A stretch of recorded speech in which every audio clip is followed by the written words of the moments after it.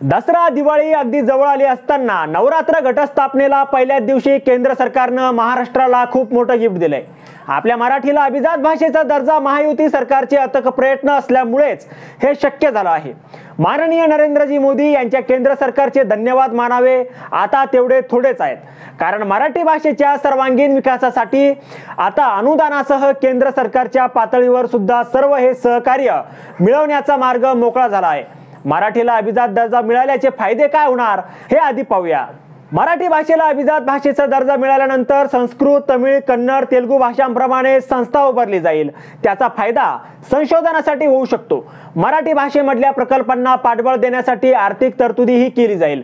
मराठीच्या बोलींचा अभ्यास, संशोधन, साहित्य संग्रह केला जाईल। भारतातील सर्व 450 विद्यापीठांमध्ये मराठी शिकवण्याची सोय करणं आता सुलभ होईल। घटस्थापनेचा दिवस माय मराठीच्या इतिहासातील एक ऐतिहासिक दिवस मानावा लागेल। महाराष्ट्रातील महायुतीच्या सरकारनं वारंवार पाठपुरावा करून केंद्र सरकारचा पिच्छा सोडला नसल्याचंही हे फळ आहे।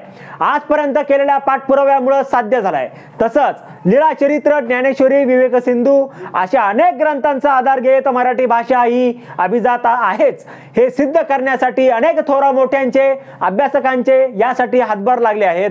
हे आता मान्य करावंच लागेल, कारण प्राचीन ग्रंथ अनुवादित करणं सुलभ होऊ शकतं। महाराष्ट्रातील सर्व 12,000 ग्रंथालयांना सशक्त केलं जाईल। मराठीच्या उत्कर्षासाठी काम करणाऱ्या संस्था, व्यक्ती, विद्यार्थी अशा साऱ्यांना भरीव मदत करता येईल। त्यामुळेच घटस्थापनेचा दिवस हा ऐतिहासिक आणि सोन्याचा दिवस म्हणावा लागेल। त्याचप्रमाणे हा अत्यंत अभिमानाचा क्षण देखील आहे।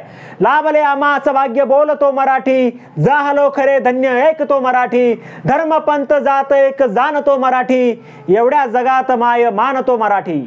यावर तुम्हाला काय वाटतं? तुमचं मत कमेंट बॉक्स मध्ये लिहायला अजिबात विसरू नका। व्हिडिओ आवडला असेल तर जास्तीत जास्त शेअर करा आणि आतापर्यंत मराठी जनता आपण आपल्या या चॅनलला सबस्क्राईब जर केलेलं नसेल तर चॅनलला सबस्क्राईब करा।